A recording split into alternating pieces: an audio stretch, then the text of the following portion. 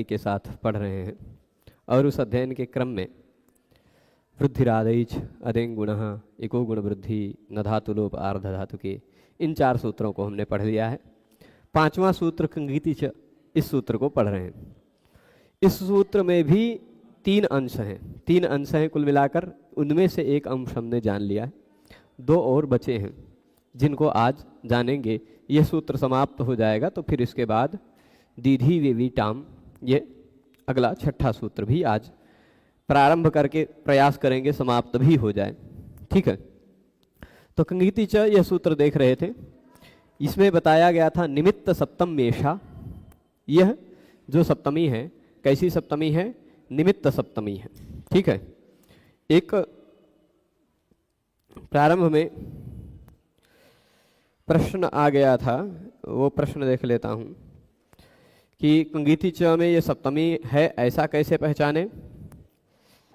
एक मृदुल कृष्ण द्विवेदी जी ने पूछ लिया था, तो ये एक सप्तमी है यह कैसे पहचाने, या किसी भी जगह कौन सी विभक्ति लगी है यह कैसे पहचाने, ये तो समझ नहीं आता। एक तो एक व्रण सा लगता है, इसलिए हमें क्या करना चाहिए ताकि हम लघु बुद्धि से भी समझ सके, बार बार विभक्ति समझने में दिक्कत ना हो, और तीनों प्रकार की सप्तमी का विषय भी। ठीक है, देखिए संक्षेप में अभी इतना ज़्यादा न समझ में आए तो उतावलेपन की आवश्यकता नहीं है। ठीक है, क्योंकि ये सारे विषय ऐसे हैं जो कम से कम 500-500 बार आएंगे, 500-500 बार आएंगे, ऐसे सारे विषय हैं। तो आप धैर्य रखें, सभी स्पष्ट होगा। तो जो सप्तमी आपको दिखाई पड़ रहा है, जब आप सौजसमौट षष्ठाभ्याम भिस्गेभ्याम भस्गसिभ्याम भस्गसोसाम ग्यो सुप ऐसे 7 विभक्तियों के 21 प्रत्ययों को जान जाएंगे तो आप जान जाएंगे कि हाँ यहाँ कौन सी विभक्ति है। सप्तमी विभक्ति जहाँ होती है, चलिए सप्तमी विभक्ति के लिए जो नियम है तस्मिन् नीति निर्दिष्टे पूर्वस्य, ये जब समझाएंगे तो हम सप्तमी आपको पहचानना बढ़िया से समझा देंगे। पंचमी विभक्ति का एक नियम आएगा तस्माद् इत्युत्तरस्य, वहाँ पर पंचमी का बढ़िया से बता देंगे। षष्ठी स्थाने योगा आएगा, वहाँ षष्ठी का भी बढ़िया से समझा देंगे। ये न विधि तदंत्यस्य इत्यादि में तृतीया का भी वर्णन कर देंगे। ठीक है, तो आएगा सब पहले अध्याय के पहले पाद में ही सब विषय आएगा। अभी यह जो सूत्र कह रहा है, हाँ इस सूत्र में सप्तमी है, सप्तमी के 3 प्रत्यय होते। ठीक है, सप्तमी के पहचानने के तरीके में आप ये ध्यान रख लीजिए, थोड़ा सा आपने कहा है तो थोड़ा सा संकेत कर देते हैं। सप्तमी के पहचान में आप ये ध्यान रखिएगा कि 3 प्रत्यय सप्तमी विभक्ति के होते हैं। वो हैं एक गी, एक है ओस और एक है सुप। ठीक है, गी में से बचता है ई, ओस वैसे का पूरा बचा रहता है, और सुप में से बचता है सु। अब आप किसी भी शब्द में देखिए यही प्रत्यय लगकर सप्तमी विभक्ति बनते हैं। अब इनमें किसी के जगह पे कुछ थोड़ा बहुत परिवर्तन किसी शब्दों में हो जाता है, अधिकांश शब्द में ये सप्तमी का ई ही रहता है। अब कंगीति में देखे ई दिखाई पड़ रहा है, वो सप्तमी विभक्ति के एक वचन का प्रत्यय है ना। ओस, जैसे रामे में जो ए दिखाई पड़ रहा है, वह राम के अ में ई मिल जाने के कारण रामे बन गया है। ठीक है, ई प्रत्यय ही है। और यहां कंगीति अची, इको यणची आएगा, अची देखेंगे। हलंत शब्द में ई जुड़ जाए तो वो सप्तमी की ही पहचान है। ओस रामयोः, ओह ओह दिखाई पड़ेगा, रामेशु, लतासु इत्यादि सब जगह सु दिखाई पड़ता। ये सप्तमी की पहचान है, संक्षिप्त में पहचान है। ये 3 ऐसे प्रत्ययों को हम जब जानेंगे तो और बढ़िया से समझ जाएंगे। अभी वो अभी का विषय नहीं है। ठीक है, अभी खाली सुनकर रखिए कि यहां सप्तमी है, उतना सुन रहे हैं बस उतना पर्याप्त। तो ये जो है यहां जो सप्तमी लगी हुई है वह सप्तमी कौन सी सप्तमी है? निमित्त सप्तमी एषा, ये निमित्त सप्तमी है। तो कहा क की इत संज्ञा हुई हो किसी प्रत्यय में, उस प्रत्यय को निमित्त मानकर उस प्रत्यय के कारण कहीं गुण और वृद्धि हो रही हो तो वो नहीं होती। दूसरी बात, ग की इत संज्ञा हुई हो, ग की इत संज्ञा हुई हो तो उसमें भी ङ की इत संज्ञा में ङ को निमित्त मान, उस गीत प्रत्यय को निमित्त मानकर कहीं भी किसी भी सूत्र से गुण और वृद्धि हो रही हो तो वह नहीं होती। ठीक है। और फिर उसके बाद ङ के बाद और क्या कहते हैं, ग की संज्ञा करके भी यदि किसी भी सूत्र के द्वारा कोई भी कार्य हो रहा हो तो वह कार्य, गुण और वृद्धि का कार्य यदि हो रहा हो किसी भी सूत्र के द्वारा, तो वह गुण और वृद्धि का कार्य नहीं होता। यही बातें हैं ना। तो अब कित का उदाहरण हमने देख लिया था। देखिए इन 8 उदाहरणों में चितः चितवान, स्तुतः स्तुतवान, भिन्नः भिन्नवान, मृष्टः मृष्टवान, इन 8 उदाहरणों में क्त अथवा क्तवतु ये 2 प्रत्यय थे। कौन सा? एक प्रत्यय था क्त अथवा दूसरा प्रत्यय था क्तवतु। ठीक है। क्त में से बचता है त, क्तवतु में से बचता है तवत, हलंत त। ठीक है, ये बात जान रहे हैं। तो क्त में से बचता है त, क्तवतु में से बचता है तवत। ठीक। अब ये दोनों प्रत्यय में आप जान रहे क की संज्ञा हुई है, इसी कारण यहां ची में ई को, स्तु में उ को, स्तु में उ को, भिद में ई को, और यहां भी भिद में ई को, मृज में री को जो गुण या वृद्धि हो रही थी वह गुण और वृद्धि नहीं हुई। ये बात पहुंच गए थे ना सभी, क्योंकि यह प्रत्यय जो लगे हुए हैं वो सारे प्रत्यय क की संज्ञा वाले हैं। अब उदाहरण दे रहे हैं ङीति खल्वपि, ङीति खल्वपि। थोड़ा सा एक बात और ध्यान रखिएगा, बहुत सारे प्रत्यय ङित होते हैं ग की इत संज्ञा वाले, बहुत सारे प्रत्यय क की इत संज्ञा वाले होते हैं, और बहुत सारे प्रत्यय क्या कहते हैं ग की, क की, ङ की इत संज्ञा वाले बहुत सारे प्रत्यय होते हैं। रघुवंशम का क्लास चालू करिए ना प्रभु। नारायण नारायण नारायण। कहाँ कहाँ प्रभु, रघुवंश महाकाव्य का प्रथम सर्ग हमने पूरा पढ़ा दिया है, वो उपलब्ध है ऑनलाइन प्लेटफॉर्म पर। अब जब संसार 1000 ग्रंथों को पढ़ाना है शब्दशः तो उसमें रघुवंशम का भी नंबर आएगा ही, कभी न कभी आ जाएगा। धैर्य रखिए, समय उतने मिलता है, भगवान समय की और व्यवस्था करेंगे तो और पढ़ाया जाएगा।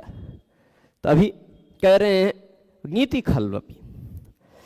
अब गीत प्रत्यय करने का तात्पर्य क्या है? गीत का मतलब जैसे अभी तक आपने कित समझा कि प्रत्यय में क जुड़ा हुआ था, उसकी इत संज्ञा हो गई, क्त में त बचा, क्तवतु में तवत बचा, है ना। क्यप में भी क की इत संज्ञा होती है, यह बचता है ना। ये बात समझ रहे हैं? तो ऐसे ही कहीं ग भी जुड़ा हुआ होगा, कहीं ग भी जुड़ा हुआ होगा, है ना, तो वह गीत प्रत्यय होगा। जैसे क जुड़ा था इत संज्ञा हुआ तो कित हो गया, वैसे ही ङ जुड़ा हुआ हो उसकी इत संज्ञा हुई हो तो ङित हो गया। उसी तरह की बात है ना। तो अब आप जरा ये ध्यान दीजिए, कहाँ ङित है, कहाँ कित है, कहाँ ङित है, कहाँ कित है, ये कैसे जाने हम? तो अब ङित करने के लिए भगवान पाणिनि 2 तरीका अपनाए हैं, 2 तरीका, क्योंकि ङित प्रत्यय बहुत हैं। कितने? बहुत। ठीक है। सार्वधातुक प्रत्यय जितने हैं उनमें 33 है ना, उन 33 प्रत्ययों में 4-5 को छोड़कर सारे के सारे ङित हैं। तो क्या 33 प्रत्ययों में आज की कक्षा में काशिकावृत्ति पर पृष्ठ संख्या बताने का कष्ट करें? काशिकावृत्ति पुस्तक में ये 21 या 22 के आसपास पेज नंबर होगा। वो पुस्तक जो आप PDF देख रहे होंगे या इस तरह की जो पुस्तक है उस पे पेज नंबर कहाँ है? 21, ठीक है, वही किंगिति च सूत्र दिखाई पड़ रहा होगा। तो कब तक पूर्ण हो जाएगी? अभी हम बहुत स्लो चलेंगे, प्रथम पाद तक, प्रथम द्वितीय पाद तक स्लो चलेंगे, फिर उसके बाद आप देखेंगे जो स्पीड पकड़ेगी, क्योंकि बातें सारी जो बैकग्राउंड की है। जब घर बनना प्रारंभ होता है तो महीने 2 महीने तक क्या काम हुआ वो पता नहीं चलता, दिखाई नहीं पड़ता, क्योंकि अंदर काम हो रहा होता, नींव के काम। वह जब पूरा हो जाता है तो फिर ऊपर धरना आसान होता है। तो वैसे ही अभी मूलभूत कार्य हो रहे हैं, इस पर दृढ़ता से यदि मजबूत बना लीजिए नींव, तो बाकी और काम सरल हो जाएगा, फिर मुझे बताने में, स्पीड पकड़ने में कोई समय नहीं लगेगा, ठीक है। पर यह 3 साल का लक्ष्य है, 3 साल में पूरी काशिका वृत्ति सहित हम लोग पूरे 8 अध्यायों को पढ़ेंगे। तो अब कह रहे हैं, ध्यान दीजिएगा, गिंत प्रत्यय मैं आपको बता दूं, यदि सार्वधातुक प्रत्ययों में ही देखा जाए तो 27-28 प्रत्यय हैं सार्वधातुक में भी जो गिंत हैं, और आर्धधातुकों में भी कई हैं। तो क्या सभी प्रत्ययों में 2 तरीका है, एक तो सभी प्रत्ययों में ग लगा दिया जाए तो पता चल जाए गिंत है, या तो ऐसे बता दिया जाए कि ये सारे के सारे गिंत हैं, जब सभी में इकट्ठे ग लगाने की जरूरत ना हो। क्योंकि देखिए सार्वधातुक प्रत्यय जितने भी हैं, तिप तस झी सिप थस थ मिप वस मस त आताम झ थास आथाम ध्वम इट वही महिंग, ये 18 के 18 प्रत्यय एक ही सूत्र से हो रहे हैं। अब इन 18 प्रत्यय में से 15 प्रत्यय गिंत हैं, तो क्या 15 बार पाणिनि भगवान गांव गांव गांव गांव लगाएं एक ही सूत्र में? बताइए, 15 प्रत्यय गिंत हैं 18 में से, तो 15 बार गा लगाना ठीक है कि इकट्ठे कह दें कि इनमें ये 15 गिंत हैं, इकट्ठे बता दें, है ना? तो वो शॉर्टकट तरीका भी भगवान पाणिनि ने अपनाया है, ये बताने के लिए, गिंत प्रत्ययों को बताने के लिए। ग की संज्ञा की नहीं, ग लगाया नहीं, लेकिन फिर भी कह दिया ये गिंत है, ठीक है। 2 तरीका हो सकता, एक तो ग लगा देते तो चल जाता कार्य, तो स्पष्ट होता, आसान होता, लेकिन सूत्र बहुत बड़ा हो जाता। सूत्र को छोटा किया और कई, खाली यही 15 ही नहीं, क्षत्रि, शानच, शप नहीं, श, शन, श्नम, स्ना, श, ऐसे कई प्रत्यय हैं जो प्रत्यय गित हैं, पर उनमें ग लगाया नहीं। भगवान पाणिनि ने ग लगाए बिना भी गित कह दिया है। तो जो काम बिना लगाए भी सिद्ध हो जाता हो, उसके लिए लगाने की क्या आवश्यकता है ना?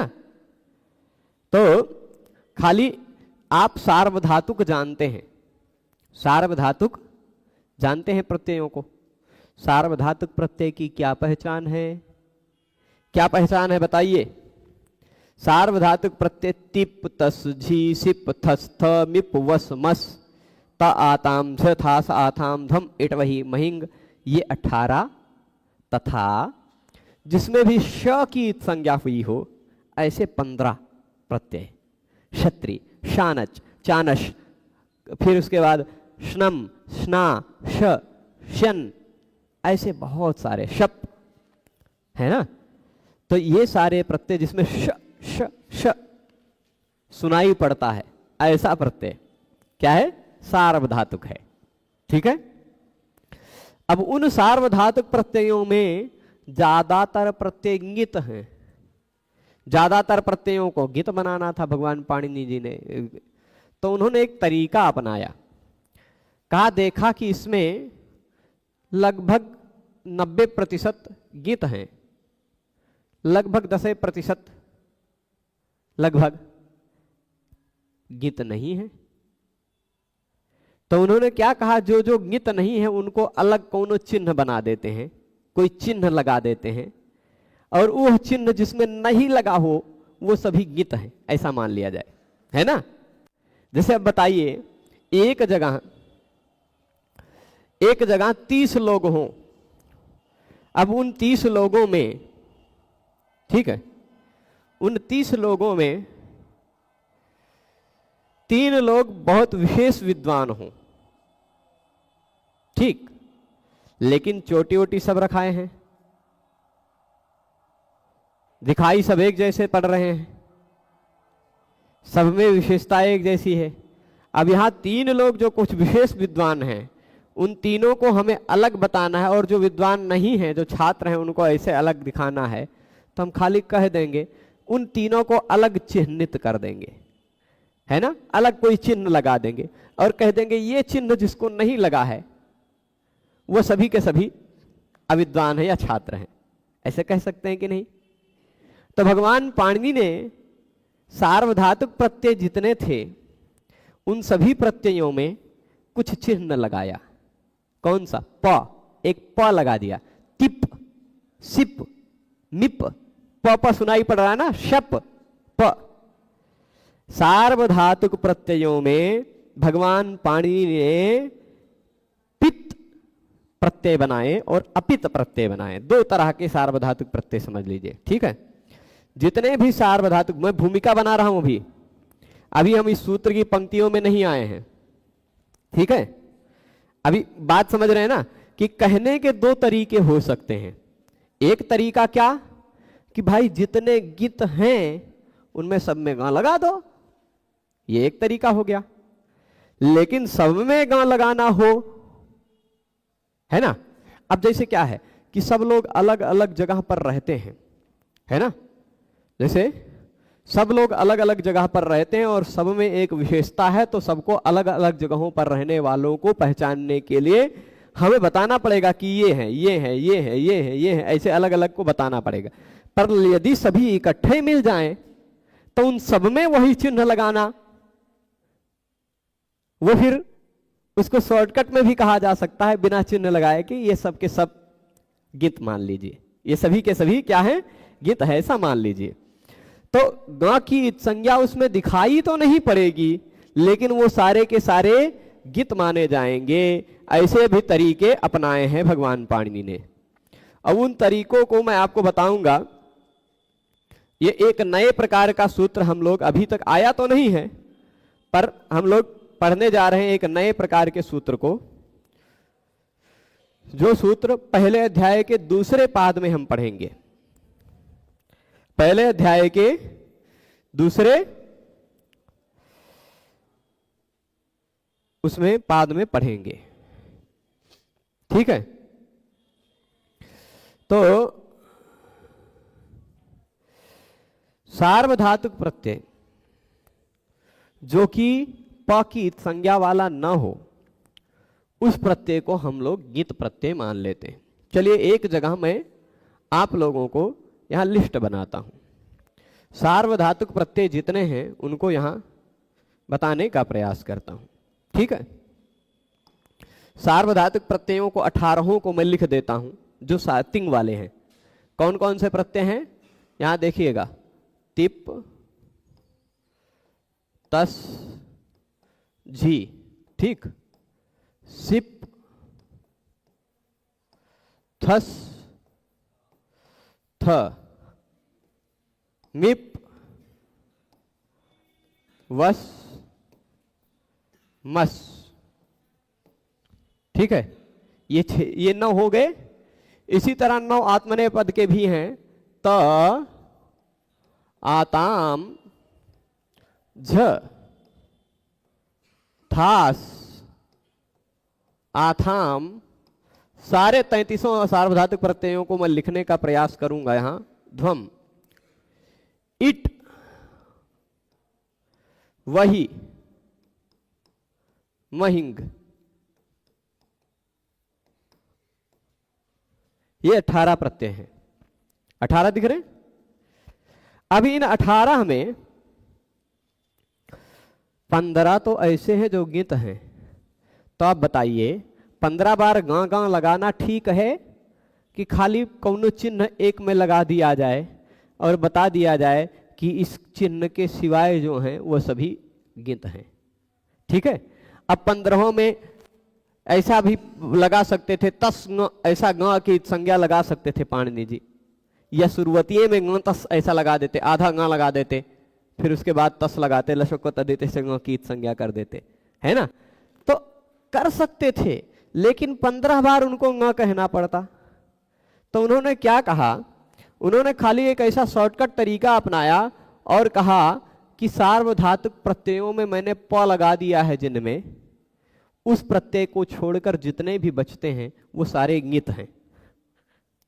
ठीक है, जिसमें भी प लगा दिया है तो बचे 3, यही इन तीनों को छोड़कर बाकी के बचे 15 ङित हैं।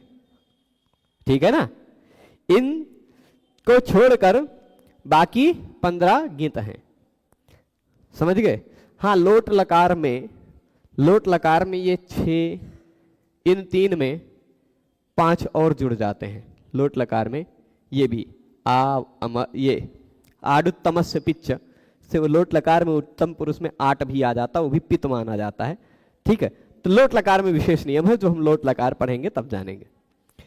पर सामान्य रूप से टिप सिप मिप को छोड़कर बाकी सारे प्रत्यय ङित हैं। ठीक है, इसी तरह के सार्वधातुक प्रत्ययों में कुछ प्रत्यय और भी हैं। कौन कौन से? टिप सिप मिप, ये 3 प्रत्ययों को छोड़ करके सिप में भी, सिप भी कभी कभी अपित हो जाता है तो चलेगा। अब वो अपित सार्वधातुक प्रत्यय कितने हैं? पहले सार्वधातुक प्रत्यय कितने हैं यह जानना पड़ेगा हम लोगों को, है ना। सार्वधातुक प्रत्यय कितने हैं वह जानना पड़ेगा, तो उसको भी निकाल लेते हैं। सार्वधातुक में से हमने अब तक जान लिया है 18। 18 के बाद और कुछ प्रत्यय हैं, देख लीजिए, उनको मैं लिस्ट दे रहा हूं। उनमें से विकरण है कुछ, ये विकरण इत्यादि भी नहीं बताते हैं, खाली ऐसे देख लीजिए। शप,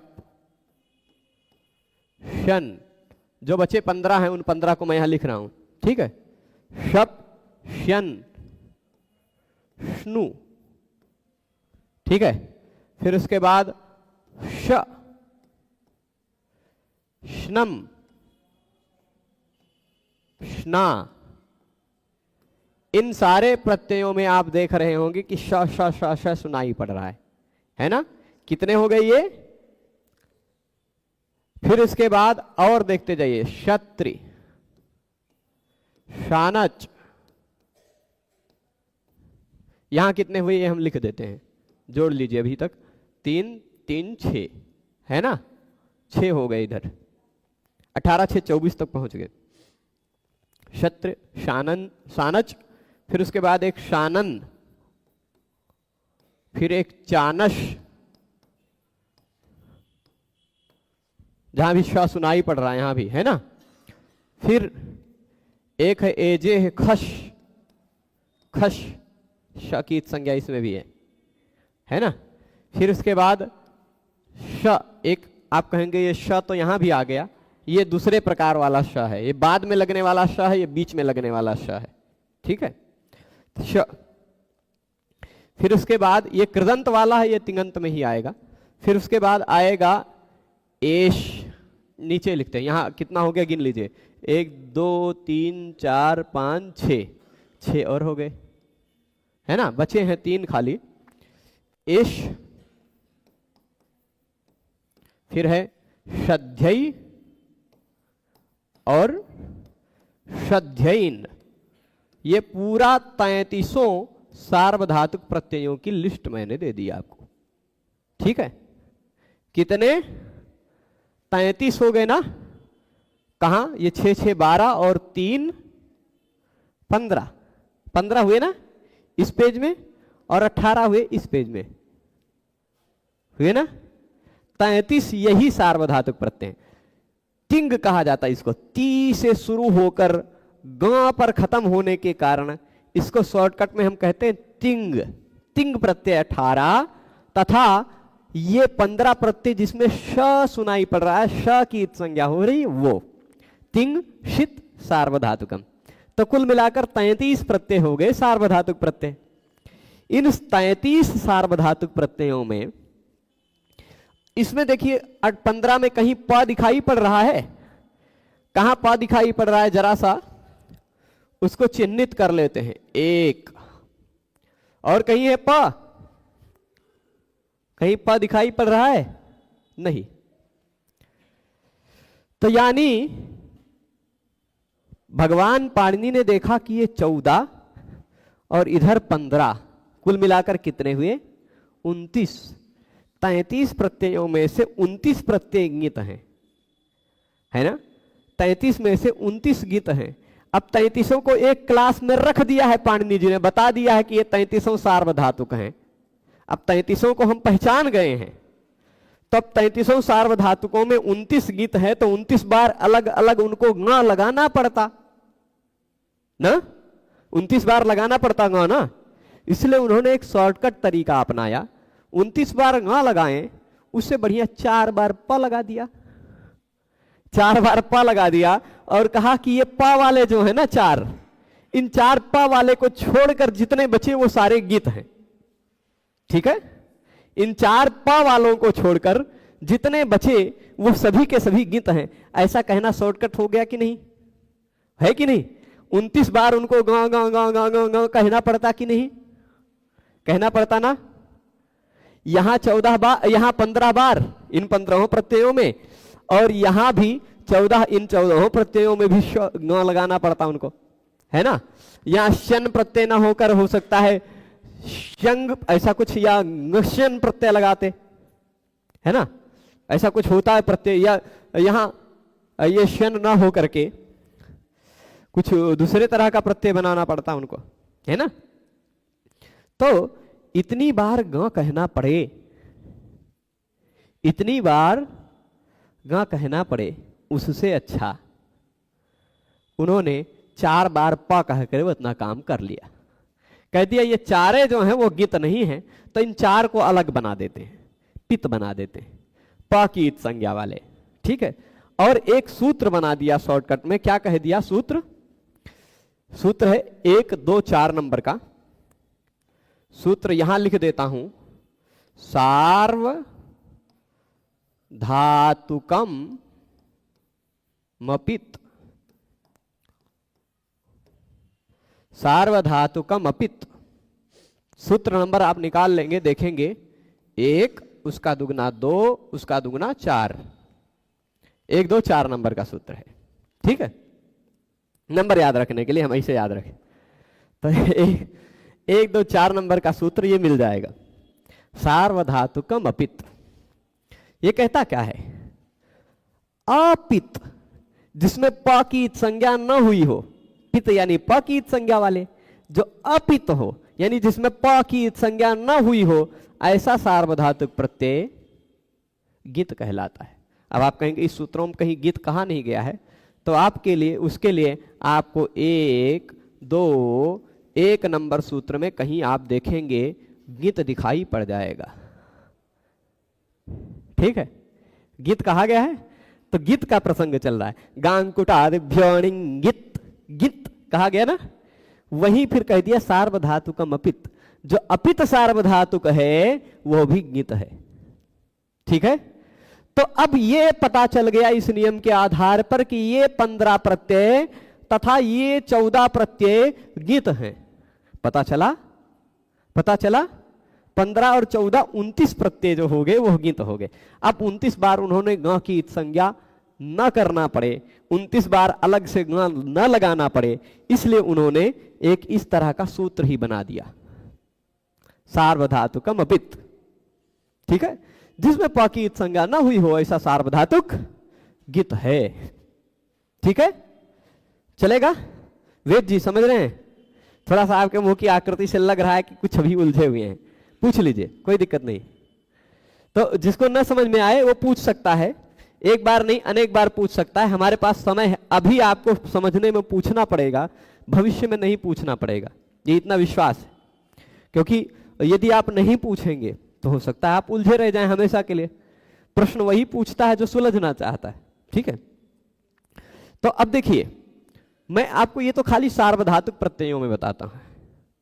जैसे अब अयोध्या में और बहुत सारे छात्र रहते हैं, बहुत सारे छात्र हैं, पर इस हॉल में बैठे हुए छात्र कितने हैं उतना हमें पता है, उतने को हम पहचान रहे हैं, है ना।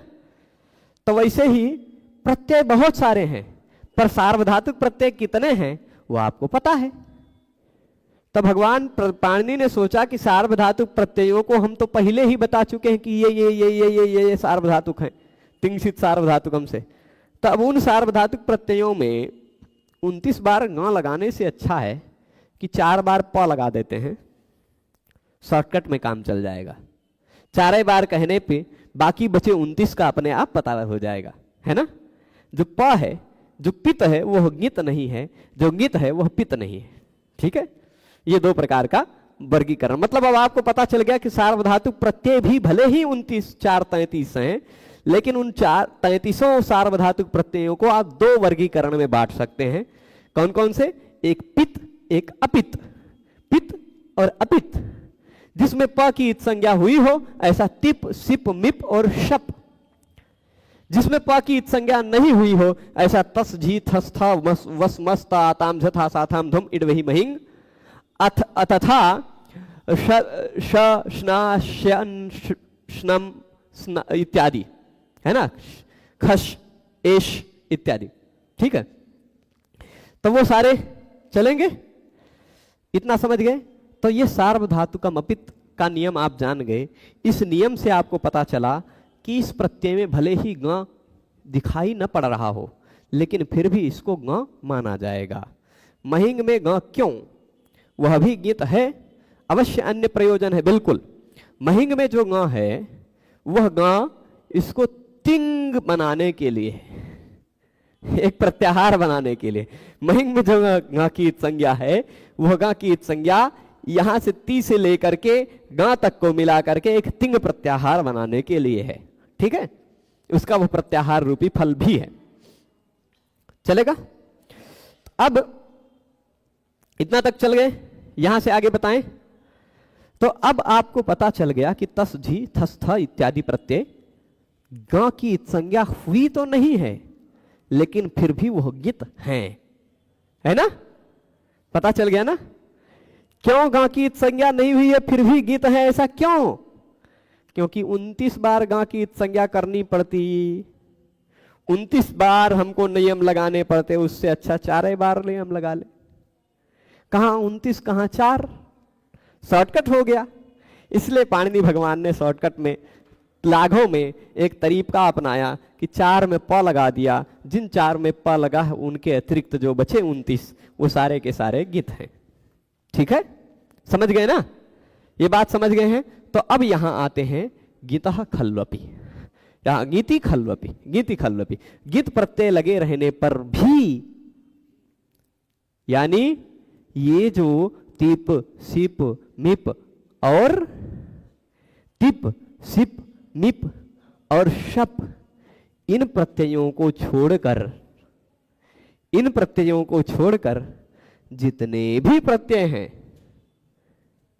वो सारे के सारे प्रत्यय गित हैं, गित है ना। यानी इन तिप, सिप, मिप प्रत्यय को छोड़कर बाकी बचे 29 प्रत्यय लगे रहने पर यदि उन प्रत्ययों के कारण धातु को गुण और वृद्धि हो रही हो तो वह गुण और वृद्धि नहीं होती। बात समझे हैं, है ना। उन 29 प्रत्ययों के कारण यदि धातु को गुण और वृद्धि हो रही हो तो वह गुण और वृद्धि नहीं होती। ये बात समझ गए हैं यहां तक ना। तो 29 प्रत्ययों को अलग अलग बताने की अपेक्षा भगवान पाणिनि ने सोचा कि एक साथ इकट्ठा बता डालें, तो वही बता दिया है, ठीक है। चलेगा, यहां तक पहुंचे। अब देखिए उन 29 प्रत्ययों में, अब देखिए ये जो चिनुतः दिया है ना, चिनुतः, इससे पहले बहुत सारे धातु रूप आप पढ़ते होंगे। करोति, कुरुतः पढ़ा है। देखिए करोति में रम जो ऊ है उसको तो ओ हो गया है, लेकिन कुरुतः यहां रू वैसे का वैसा रह गया, रह गया ना। यहां भी जैसे यहां रू को रो हो गया, यहां यहां रू को रो नहीं हुआ। क्यों? क्योंकि यहां पित प्रत्यय था, इसलिए गीत नहीं था। यहां पित प्रत्यय नहीं है, तस तस तिप तस तस प्रत्यय लगा है, वो पित नहीं है, इस कारण से गित है। गित प्रत्यय लगा हुआ हो तो गुण नहीं होता। ठीक है, ऐसे बहुत सारे आपको सुनोति, सुनुतः, सुनवंती, तनोति, तनुतः, तनुतः, तनोति, तनोषि, तनोमि, यहां तिप सिप मिप लगा है तो तनोति, तनोषि, तनोमि, तीनों जगह गुण हुआ। लेकिन उसके सिवाय तस था, तस जी, तनुतः, तनुवंती, तनुथः, तनुथ, तनुवः, तनुमः, ऐसा रह गया, गुण नहीं हुआ, है ना। आत्मनेपद में भी तनुते, तनुआते, तनुवरे, तनुवते, है ना, तनु ही रह गया, वो नहीं बन पाया, गुण नहीं हो पाया। क्यों? वही बात यहां दिखा रहे, चिनुतः चिन्वंती, मृष्टः मृजंती, है ना। ये चार उदाहरण हम दिखा देते हैं, ये चार संक्षेप में हैं, पर उदाहरण आपको इसके लाखों में मिलेंगे उदाहरण, क्योंकि 2269 धातुएं हैं कुल मिलाकर। 2269 धातुओं में तिप तस जी सिप थस मिबस मस प्रत्यय लगते हैं ना, 18 प्रत्यय तो लगेंगे ही 2269 धातु में, और 2269 धातु में 18 प्रत्यय लगने के बाद मुझे 33 कैसे 32 हो रहे हैं, कैसे भैया, कुछ छोड़ दिया आपने, देख लीजिए। अब आप कह रहे हैं 32 हो रहे हैं तो दिखा देते हैं। यहां देखिए, ये 18 है, तिप्तस जी सिप्तस थम वस्मस्ताताम धथा साताम थम इडवही में, ये तो 18 है ही। इधर भी गिन लीजिए, शप शन स्नु श स्नम स्ना 6, क्षत्रि शानत शानन चानस खश एश खश और श फिर 6, फिर एश शद्धे शद्धे 3, 6 6 12 3 15, 15 और 18 32 होते हो आपकी गणित में तो मैं नहीं जानता। ठीक है, तो अब इतना हो गया, 15 और 18 33 हुए ना। इन 33 प्रत्ययों में इन चार को, ये एक शप इधर और तिप सिप मिप इधर, इन चार को छोड़कर बाकी सारे गीत हैं। ठीक है, तो इन चार प्रत्ययों के लगे रहने पर ही धातु को गुण और वृद्धि होती है। इन चार के सिवाय यदि ये 29 लगे हैं तो धातु को गुण और वृद्धि किंगिति च से होने वाले जो गुण और वृद्धि हो रही है, उस गुण और वृद्धि का किंगिति च से निषेध हो जाता है। ठीक है, बात स्पष्ट है। तो अब जैसे यहां उदाहरण दे रहे हैं, उस उदाहरण पर समझिएगा। उदाहरण पर चलते हैं हम। देखिए, ची है, इसके बाद यहां पर एक स्नु प्रत्यय लगा हुआ है। कौन सा? स्नु। और उसके बाद एक प्रत्यय लगा झी, झी जिसके जगह पे हो गया अंति। क्या हो गया? झी। झोंता नियम झी के जगह पे अंति हो जाता है। जैसे तिप पठती, तस पठता, तो झी पठंती। झी जो था झ के जगह पे अंत हो जाता, तो झी के जगह पे अंति हो जाता है। तो मूल रूप में यहां प्रत्यय झी ही है। अच्छा, झी वाला नहीं बनाते, पहले तस बना देते हैं, है ना, तस। अब देखिए, ये स्नु भी उसी तरह के प्रत्यय में है और तस भी उसी तरह के प्रत्यय में है ना।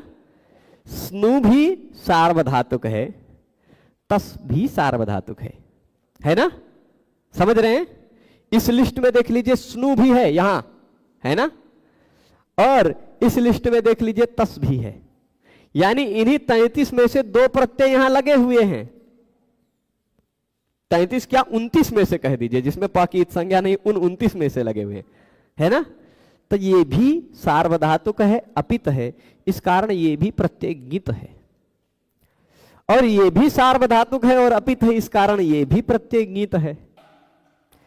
तो इस गीत प्रत्यय के कारण यहां गुण हो रहा था, ची को चे हो रहा था, नहीं हुआ, ची रह गया।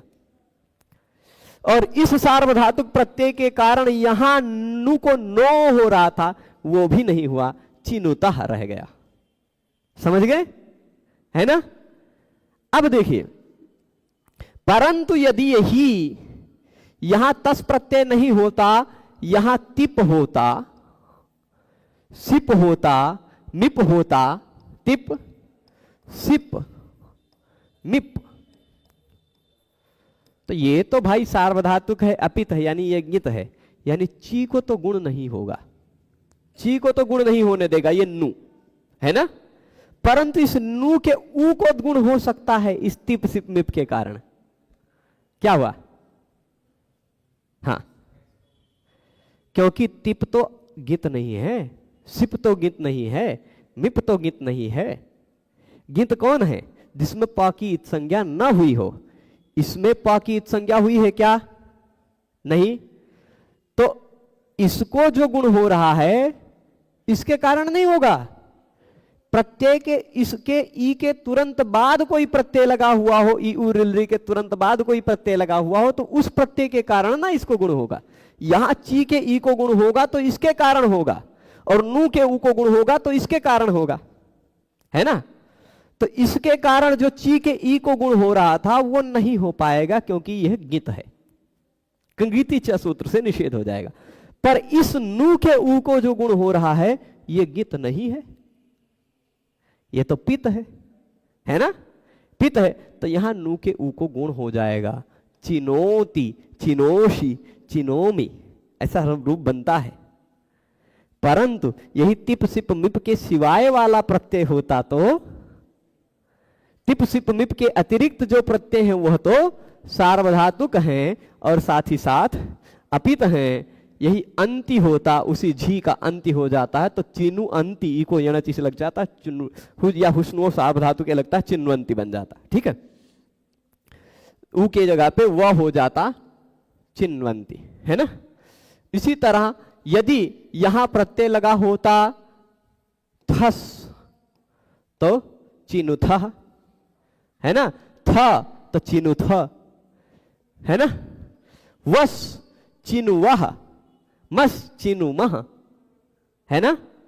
कहीं भी नू को गुण नहीं हुआ, केवल तिप में चिनोति, तस सिप में चिनोशी, मिप में चिनोमी, तीन जगह हुआ, क्योंकि वो तीनों प्रत्यय पित हैं, वो तीनों प्रत्यय गित नहीं है। 29 प्रत्यय गित हैं, 29 के सिवाय जो बाकी बचे 4 तिप सिप मिप और शप वो पित हैं। ठीक है, अंतर समझ गए, स्पष्ट है। तो चिनो, चिनुतः और चिन्वंती ये दो उदाहरण समझ ही गए होंगे। इसी तरह मान लीजिए मृज धातु होता, कौन सा धातु होता? मृज, उसके बाद तस प्रत्यय लगता, ठीक है, मृज और तस, या फिर मृज और अंति,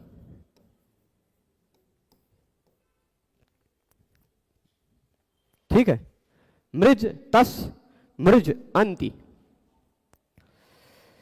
यहां भी मृज के बाद यदि कोई सार्वधातुक और आर्धधातुक प्रत्यय हो तो मृजेर वृद्धि नियम है, वह कहता है मृज को वृद्धि हो जाता है। मृज धातु में रहने वाले जो इक है यानी री है उसको वृद्धि हो जाती है। ठीक है, मृजेर वृद्धि ने कहा वृद्धि हो जाती है। लेकिन ये जो, अच्छा हम पहले तिप लगाकर दिखा देते हैं, काहे बवाल करें, है ना। पहले तिप लगाकर दिखा देते हैं। तिप लगा होता तो मृजेर वृद्धि से मृज के री को वृद्धि हो जाता और वो बन जाता मार, री को आर हो जाता और ज को ऐसे मार्ज ति ऐसा बनता। ज के जगह पे श हो जाता है षटकोण का, तो मार्ष्टि, ता को ट हो जाता ष्टुनाष्टु से, तो मार्ष्टि रूप बनता है, मार्ष्टि। यहां वृद्धि हो गई, परंतु यदि यही तिप प्रत्यय के जगह पर तिप ना हो करके यह तस प्रत्यय होता तो मृज तस, तब मृजेर वृद्धि नहीं लगेगा, नहीं लगेगा। क्यों नहीं लगेगा? क्योंकि कित, गित और गित प्रत्यय लगा हुआ हो तो धातु के इक के स्थान पर उस गित प्रत्यय के कारण जो गुण और वृद्धि हो रही है वह गुण और वृद्धि नहीं होती। ठीक है, स्पष्ट अंतर समझ रहे हैं। तो अभी इस तस के कारण जो मृज को मृजेर वृद्धि से वृद्धि हो रही थी वो नहीं होगी, मृज तह ऐसा रह जाएगा। अच्छा, मृज धातु ऐसा है ना कि उसके बाद लगे हुए प्रत्यय का मृज धातु ही है, मृज नहीं। और व्रश्च, भ्रश्च, सृज, मृज, यज, राज, भ्राज, छकारांत और शकारांत, ऐसी कुछ प्रकार की 8 व्रश्च धातु, व्रश्च धातु, सृज धातु, मृज धातु है ना, यज धातु, राज धातु, भ्राज धातु, ज्यादातर ज ज ज पर समाप्त होने वाली है। और छकारांत, छ पर खत्म होने वाली धातु, श पर खत्म होने वाली, दृश्य दृश्य श पर जो खत्म हो रही है, ऐसी धातुएं। इन सभी धातुओं के अंतिम वर्ण के स्थान पर क्या हो जाता है? श हो जाता है। कब? यदि प्रत्यय का पहला वर्ण किसी भी वर्ग का 1 2 3 4 में से हो, किसी भी वर्ग का 1 2 3 4 वर्ण में से कोई हो, ठीक है। तो यहां देखिए है किसी वर्ग का वर्ण है तो ये श हो जाता है। जैसे दृष्टि बन जाता है, मूल रूप में धातु तो क्या है? दृश्य, और प्रत्यय लगा है ति, पर दृश्य के स को भी ये श हो जाता है। कुछ धातुएं ऐसी हैं जिनके अंतिम अक्षर को छकारांत भी हो जाता है, छकारांत धातु को भी ऐसे नियम लगता है, ठीक है। तो दृष्टि बन जाता है, तो ये अंतिम वर्ण के स्थान पर श हो जाता है। तो मृष्टस, श के बाद ता आता हो तो वो ट बन जाता है, मृष्टः ऐसा रूप बन जाएगा, मृष्टः। ये स को विसर्ग हो जाता है, शब्द के अंत में आने वाले स के जगह पर रू होकर विसर्ग हो जाता, मृष्टः, ठीक चलेगा। तो अब मार्ष्टि मृष्टः, और इस और मिधर मृज अंति मृजंती, यहां भी वृद्धि नहीं हुई है ना। क्यों नहीं हुई? क्योंकि प्रत्यय गित है, प्रत्यय गित है ना। मृष्टः मृष्ट। अब इसके बाद आगे चलते हैं। ये कुछ गीत के उदाहरण दे दिए। मृष्ट, चिनुतः चिन्वंती, मृष्टः मृजंती, यहां तक पहुंच गए। अब यहां कह रहे हैं गकारोप्यत्र चर्त्व भूतो निर्दिश्यते, भू धातु का भी बता दीजिए। चलिए, भू धातु का हम इसलिए नहीं बताना चाह रहे हैं क्योंकि यहां देखिए छी और तस में मृज और तस में तथा भू और तस में अंतर है। आप कहेंगे का अंतर है? ये सभी अलग अलग गणों की धातुएं हैं, अलग अलग टीम की धातुएं। गण, पाणिनि जी ने धातुओं की टीम बना रखी है, तो जो जिस टीम का होगा वैसा ही ड्रेस पहनेगा, है ना। क्रिकेट इत्यादि भी देखते होंगे, अलग अलग टीम के लोग अलग अलग ड्रेस पहनते हैं ना। तो भू इत्यादि के जो टीम है, सबसे बड़ी टीम है, उस टीम के जितने भी धातु हैं वो धातु एक ये वाला ड्रेस पहनते हैं, शप। ये मृज जो है तस, ये अदादि वाले टीम का धातु है। इसमें जो शप आता वो शप बचता ही नहीं, खत्म हो जाता है। तो मृज और तस वैसे का वैसा रह जाता है, बीच में कुछ नहीं जुड़ता।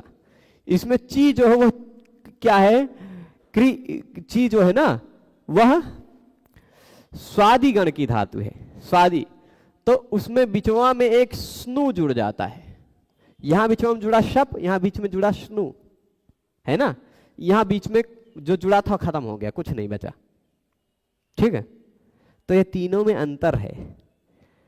यहां तो देख लीजिए, इस तस के कारण इस नु को गुण नहीं हो सकता, है ना। यहां इस तस के कारण इस मृज के री को वृद्धि नहीं हो सकती, लेकिन यहां इस तस के कारण इसमें कुछ करना चाहे तो कर सकते हैं आप। तो इसमें तो आ है, उसको गुण करो, चाहे वृद्धि करो, चाहे जो करो, कुछ होना ही नहीं है। आ को तो गुण और वृद्धि नहीं होती ना, शप में खाली आ बचता है। यहां भू में जो ऊ को ओ होगा, भू में जो ऊ को ओ होगा वही शप के कारण होगा, क्योंकि ये प की इत संज्ञा वाला है ना। प की इत संज्ञा वाला है तब गुण का रोक नहीं लग पाएगा, प की इत संज्ञा वाला ना हो तो गुण का रोक लग जाएगा, ठीक है। यहां गुण हो गया, भाव भो शप में से बचता क्या है, अ। भो भवतः भवंती, ओ को अव हो जाता है, सरवर्ण हो तुरंत बाद में। तो भवती भवतः भवंती भवसी भवथः भवथ, यहां ओ होकर अव हो जाएगा सब जगह, क्योंकि प्रत्यय लगा है पीत, शप है ना। तो अपना अलग ड्रेस पहन रखा है इसने, समझ गए। अब जो अलग अलग टीमों के अलग अलग धातु होते हैं तो अलग अलग ड्रेस रहेगा, वही बात है, सिर्फ इतनी। चलेगा। अब आगे चले तो आगे देखिएगा, यहां मूल में मृष्टा मृजंती, यहां तक समझ गए हैं सभी लोग। इतने तक समझने में किसी को दिक्कत हो तो बता दीजिए। अब गकारोप्यत्र चर्त्वभूतो निर्दिश्यते, यह बात समझना है ना। इस सूत्र में आपको खाली अभी तक दो ही वर्ण दिखाई पड़े, का और ङ, का और ङ। अब यहां व्याख्या में अलग दिखा रहे हैं, कह रहे हैं कि यहां पर ग भी है। ग दिखाई तो नहीं पड़ रहा है, लेकिन ग भी है। गकारः अपि, गकार भी यानी ग भी, अत्र यानी इस सूत्र में, चर्त्वभूतो निर्दिश्यते। चर्त्वभूतो निर्दिश्यते का तात्पर्य क्या होता है कि इस सूत्र में ग भी है, बस बात यह है कि ग के जगह पे चर्त्व हो गया है, चर्त्व हो गया है। आप कहेंगे चर्त्व क्या है, चर्त्व क्या है। तो देखिए, एक प्रत्याहार है चर, है ना, चर, चर प्रत्याहार। चर क्या है, चटता कप श, यही है ना चर। खप छठा था चटता में च से लेकर के सशर के र तक चर बन जाता है।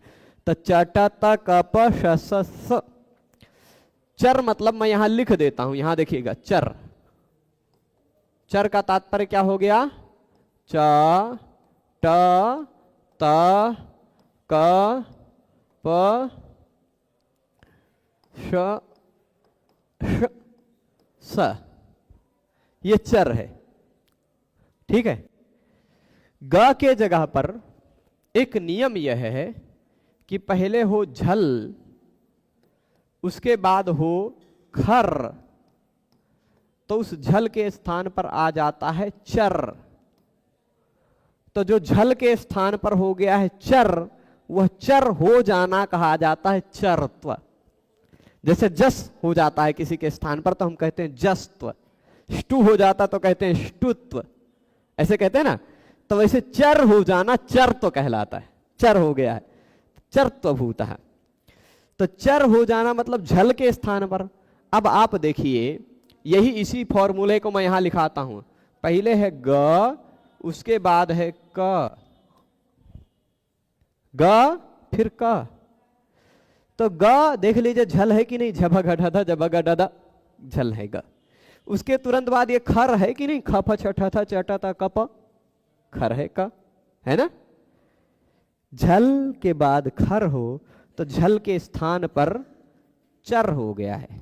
चर मतलब इनमें से कोई हो गया है, ग के जगह पर इन लिस्ट में से कोई हो गया है। तो ग के जगह पर इस लिस्ट में से कौन सा होगा, ग कहेगा कि हमसे मिलता जुलता, इसमें ग का उच्चारण स्थान कंठ है, ग ग का वर्ग वाला है। तो पहले अपने वर्ग वाले को देखेगा ना, ग देखेगा कि हमारे जगह पे किसी को आना है, तो पहले कोई हमारे वर्ग का कोई मिल रहा है कि नहीं मिल रहा है। तो उसको ये भी नहीं मिला, ये भी नहीं मिला, ये भी नहीं मिला, ये उसी के वर्ग का है, ये भी अलग वर्ग का है, ये तो महाप्राण है। इसीलिए ग के जगह पे जब होगा तो क होगा, है ना। ग के जगह पे चर तो हो गया, मतलब क हो गया है। तो ये क ऐसा है, क क गीति च, क क ङ, तीन वर्ण कहे गए हैं।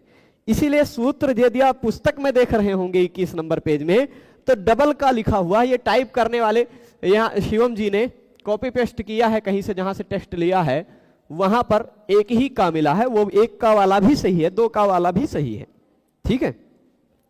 तो यहां देखिएगा, ये सूत्र इस तरह जो लिखा हुआ दिखाई पड़ रहा है, वह कुछ या अधिकांश पुस्तकों में ऐसा भी दिखाई पड़ रहा होगा।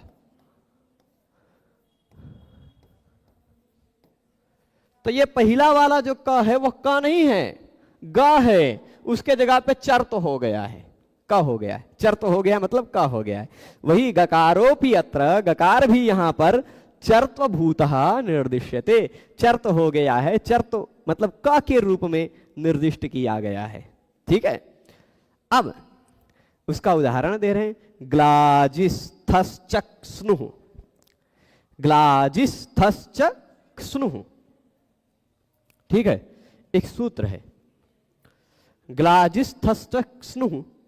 अब इस सूत्र को हम देखते हैं, ग्ला जी स्थ, और फिर एक और अभी आगे आएगा भू, भू धातु को भी होता है, भूश्च शायद है ना, देख लेते हैं। ग्लाजिस्थश्च है ना, ग्लाजिस्थश्च स्नुः, और उसके बाद है सुनो, तो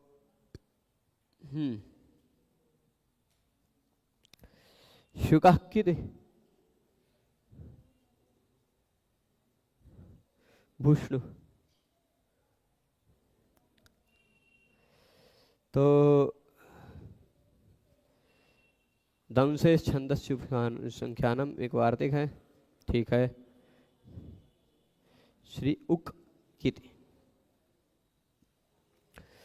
देखिएगा ग्ला जी स्था च भी कहा है ना, उससे पहले भू आया था, भूवश्च, उससे पहले भूवश्च की बात आई है। ग्लाजिस्थश्च स्नुः सूत्र देखेंगे आप, 3-2-139, तो 3-2-139 जो दिखाई पड़ रहा है, इससे जस्ट पहले ये 3-2-138 पर भूवश्च भू धातु की भी बात कही गई है ना। तो तात्पर्य क्या होता है, इस ग्लाजिस्थश्च स्नुः का मतलब क्या होता है सूत्र में, पहले इसको मैं यहां अलग करके समझा ही देता हूं, सूत्र यहां लिखता हूं और इस सूत्र को समझा देता हूं। देखिए, ग्ला जी स्थश्च, और ऊपर भू की प्रसंग चल रहा है, भूवश्च, ऊपर से प्रसंग किसका चल रहा है वो मैं यहां लिख देता हूं पहले, भूवश्च है ना, भूवश्च ऊपर 3-2-138 नंबर सूत्र पर है, और यहां जो स्नुः दिखाई पड़ रहा है, इसमें समझने वाली बातें जितनी ही वो देख लीजिएगा। भू धातु, ग्ला धातु, जी धातु और स्था धातु को स्नु एक ऐसा प्रत्यय होता है। कौन सा प्रत्यय होता है? स्नु। ठीक है, अब आपको यहां जो स्नु दिखाई पड़ रहा है ना, तो आप यहां देख लीजिए, 4 धातु लिख देते हैं, एक भू, ग्ला में तो कहीं आ ई उ रिलरी है नहीं, तो लिखने की जरूरत नहीं लगती है ना, चलेगा। तो जब यहां जब क्या कह रहे हैं, ग्ला में तो आ है नहीं, ई उ रिलरी है नहीं, तो गुण वृद्धि की दिखाने की जरूरत नहीं है। स्था में भी ई उ है नहीं, तो खाली जी को लेते हैं, भू और जी को लेते हैं, इन दोनों में ई उ रिलरी कुछ दिखाई पड़ रहा है, यही गुण या वृद्धि होना होगा तो हो सकता है। इसके बाद प्रत्यय कौन सा लगा है? प्रत्यय दिखाई पड़ रहा है आपको स्नु, यही दिख रहा है ना, क्या दिखाई पड़ रहा है? स्नु। लेकिन सच्चाई में यह प्रत्यय मूल रूप में है क्या पता है? यह मूल रूप में प्रत्यय है स्नु, ऐसा है, ग वाला है। ग के जगह पे क हो गया उसी खरीच नियम से। कौन से नियम से? पहले हो कौन सा नियम? जो अभी नियम मैंने बताया, झल प्लस खर बराबर झल के स्थान पर चर, यही वाला नियम लग गया है। तो ये देखिए, ये है झल ग, उसके बाद ये रहा स, खर में आता खप छठ चट त कप श है ना, खर, झल के बाद खर, तो इस झल के स्थान पे ग के जगह पे हो गया चर यानी क। तो ये स्नु जो दिखाई पड़ रहा है वो स्नु नहीं है, मूल रूप में स्नु है, ग है। ठीक है, ग के जगह पे क हो गया है, तो मूल रूप में जो ग है वो ग ही दिखाई पड़ेगा यहां। आप कहेंगे ग क्यों दिखाई पड़ेगा, क क्यों नहीं है वहां? तो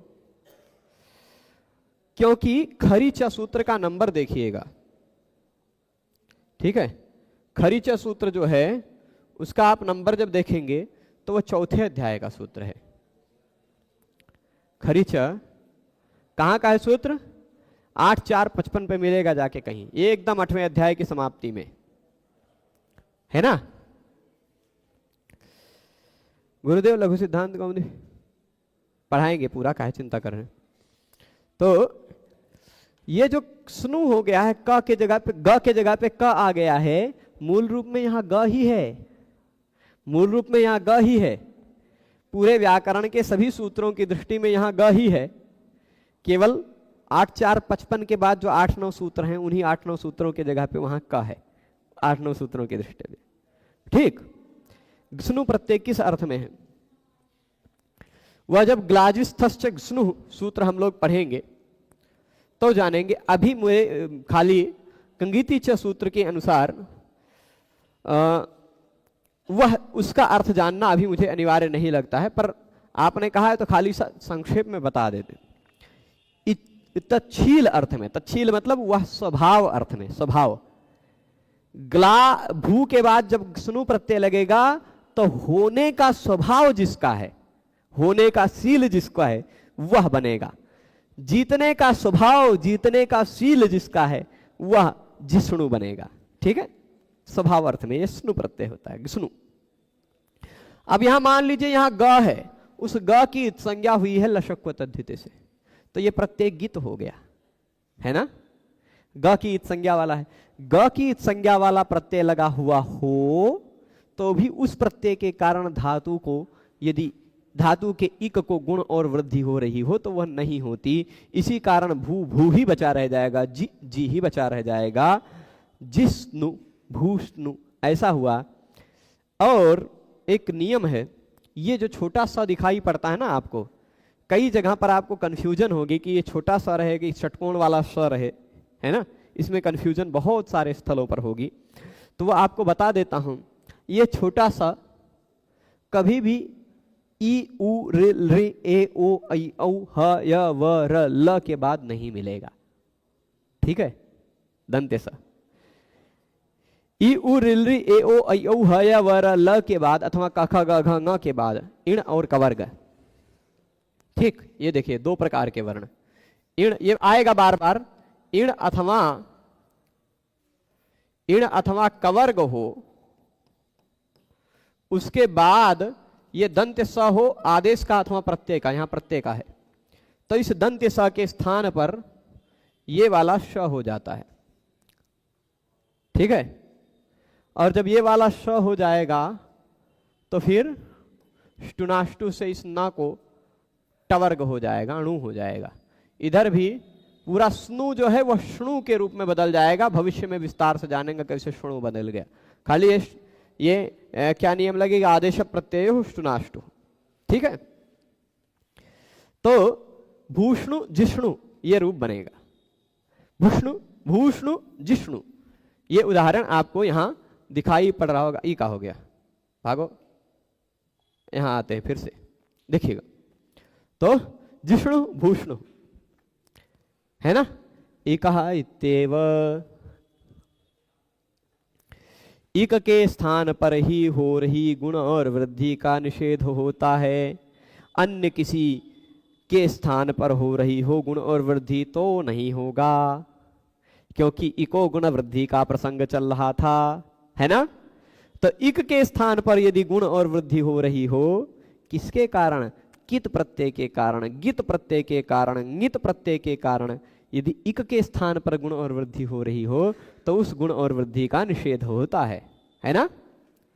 किसके कारण? कित गित ङित, है ना। तो यहां उदाहरण दे रहे कामयते, कामयते, कमेर्णिंग।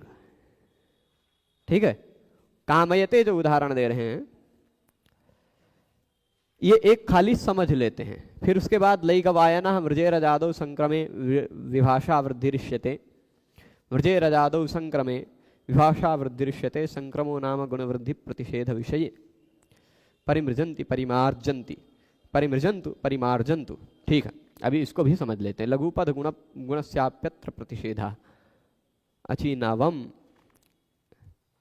अचिनवम असुनवम इत्यादौ लकारस्य सत्यपि गिन्ते यासुटो गिन्द्वचनम ज्ञापकम गिति यत् कार्यम तल्लकारे गिति न भवति। चलिए ठीक है। अब यहां अभी कुछ बातें हैं एक खाली कामयते वाली बात बता देता हूं, फिर आज रोक दूंगा, है ना। कामयते वाली बात समझ लीजिए। यहां क्या है, धातु कौन सा है, कम। धातु क्या है, कम। कम धातु को प्रत्यय लगा है णिंग। एक ऐसा प्रत्यय है कमेर णिंग, ठीक। ये तीसरे अध्याय के पहले ही पाद में मिल जाएगा ये सूत्र। 3.1 में कहां पर मिलेगा, कितने नंबर पर, ये देखना पड़ेगा एक बार। पर तीसरे अध्याय के पहले पाद में आपको 10 से लेकर 35 के बीच में कहीं मिल जाएगा। 3.1 10 से 3.1 35 के बीच में। पहले याद किए थे, 3.1 30 नंबर पे है, ठीक है। 3.1 30 कमेर णिंग। यह कहता है कम धातु को णिंग होता है, कम धातु को णिंग प्रत्यय होता है। तो णिंग में ग की इत संज्ञा हुई है कि नहीं हुई है, ण की भी इत संज्ञा हुई है। णिंग में से बचता है ई, ठीक है। अब एक नियम है कि कहीं भी प्रत्यय में यदि ण की इत संज्ञा हुई हो, प्रत्यय में यदि ण की इत संज्ञा हुई हो तो फिर धातु के अंतिम वर्ण को वृद्धि, या धातु के अंतिम से दूसरे वर्ण के रूप में अ आ रहा हो तो अ को वृद्धि, ठीक है। अंतिम वर्ण के स्थान पर ई उ रिलरी हो, अंतिम स्थान पर ई उ रिलरी हो तो उसकी वृद्धि हो जाती है। जैसे भू होता, उसके बाद अणिच प्रत्यय होता, अणिच, भू के बाद अणिंग तो नहीं लगता, अणिच लगता है। तो भू के बाद अणिच प्रत्यय होता तो भू भू न रह जाता, भऊ हो जाता। परंतु कम में अंतिम अक्षर तो ई उ रिलरी है नहीं, तो वृद्धि करने की आवश्यकता नहीं है। परंतु अंतिम से दूसरा वर्ण यदि अ हो तो नियम कहता है अतः उपधायाः, अतः उपधायाः। यह नियम, यह सूत्र है, कहता उपधा यानी अंतिम से दूसरे वर्ण के रूप में आने वाले अतः, अ के स्थान पर वृद्धि हो जाती है। कब, यदि प्रत्यय में ण की संज्ञा हुई हो तो। अब इस प्रत्यय में ण की संज्ञा नहीं हुई है, यह प्रत्यय दो विशेषताओं से युक्त है। इस प्रत्यय की दो विशेषताएं हैं, एक विशेषता है णित, दूसरी विशेषता है गित। ग की भी संज्ञा हुई है, ण की भी संज्ञा हुई है ना। ये जो ई दिखाई पड़ रहा है, तो णित प्रत्यय लगा हुआ हो, णित प्रत्यय लगा हुआ हो तो उससे पहले आने वाले सेकंड लास्ट वर्ण के रूप में जो अ है उसकी वृद्धि हो जाती है ना, हो जाती है। गित प्रत्यय लगा हुआ हो तो इक को वृद्धि नहीं होती। ये इक को ही नियम लग रहा है, ये बात स्पष्टता से बताने के लिए। यहां इक नहीं है इसलिए गुण वृद्धि का रोक नहीं हो पाएगा। इक होता तो गुण और वृद्धि का रोक हो जाता, यहां अ है, अ के स्थान पर वृद्धि हो रही तब तो हो ही जाएगी। तो काम ई कामी बन जाएगा, उसी कामी धातु का कामयते रूप बनेगा। कैसे बनेगा इसको भी कल हम लोग समझेंगे, और जो अन्य उदाहरण दिए हैं उन सबको भी समझेंगे। आज समय थोड़ा सा ज्यादा हो रहा है, इसको थोड़ा सा क्या है, समय और ज्यादा होना चाहिए व्याख्यान में, तभी कोई विषय हम ज्यादा खुलकर और बढ़िया से बता सकते हैं। तो माधवीय धातु वृत्ति भी पढ़ाइए, प्रभु पढ़ाने का तो बहुत कुछ है, लेकिन भगवान नहीं चाहते हैं अभी की पढ़ाएं। भगवान चाहेंगे, समय आएगा, देखिए कब आएगा, हो सकता है जल्दी भी आ जाए, हो सकता है 8-10 साल बाद आए, पर समय आएगा। अभी थोड़ी सी स्थिति ठीक नहीं है, अभी हमें सरकारी सेवा कम से कम 5-7 साल करनी पड़ेगी, तब जाकर के स्थिति सुधरेगी, ऐसी व्यवस्था है। तो वो सरकारी सेवा करनी पड़ेगी, यानी हमको 9:30 बजे जाना, 4:30 बजे आना, ये बात रहेगी हमेशा, और उसके अतिरिक्त थोड़ा समय दे पाना कठिन होता है। इसलिए जब वो सेवा छूटेगी, भगवान छुड़वा देंगे, तब अभी छोड़ना तो चाह रहे हैं हम, बहुत बढ़िया से, बहुत मन से छोड़ना चाह रहे हैं, लेकिन पकड़ा रखे हैं भगवान। जब छुड़वा देंगे तो दिन भर पढ़ाएंगे। तो अभी जब हम दिन में दो ही ग्रंथ चालू कर पा रहे हैं, 2 ही पढ़ा रहे हैं, तो हो सकता है 7-8 पढ़ाएं। और ये भी हो सकता है कि ये जो 1 घंटा व्याकरण पढ़ रहे हैं हम लोग, कोई ऐसे लय बन जाए। पहले के समय में सत्र चलते थे, सत्र मतलब एक ही विषय की एक ही कक्षा 3-3, 4-4 घंटे लंबी चल जाती थी, और उसमें ज़्यादा प्रबुद्ध छात्र बनते हैं, ज़्यादा प्रबुद्ध बात। आप लोगों को लगा कि थोड़ा सा समझने की लय पकड़ी, तब तक खत्म कक्षा, है ना। अभी और बहुत सारी चीज़ें समझाई जा सकती थी, लेकिन समय मर्यादित रखता है हम लोगों को। ठीक है, चलेगा। कित गीत का तो समझ में आया, लेकिन अभी गीत नहीं समझ में आया। गीत कित गीत का समझ में नहीं आया, लेकिन ये कहाँ कित कहाँ गीत, ये कैसे समझे। मृदुल कृष्ण जी का की संज्ञा लगाई है ना पाणिनि जी ने, जहां अब आपको तो ये तो देखना पड़ेगा ना कि कौन सा प्रत्यय है। अब आप या तो ये नहीं देख पाए कि हमने दिखाया कि क्ता प्रत्यय है, तो का की संज्ञा हुई इसलिए कित है। आप ये शायद नहीं देख पाए कि स्नु प्रत्यय है, तो ग की संज्ञा हुई इसलिए गित है, ये नहीं देख पाए, तो क्या कहें।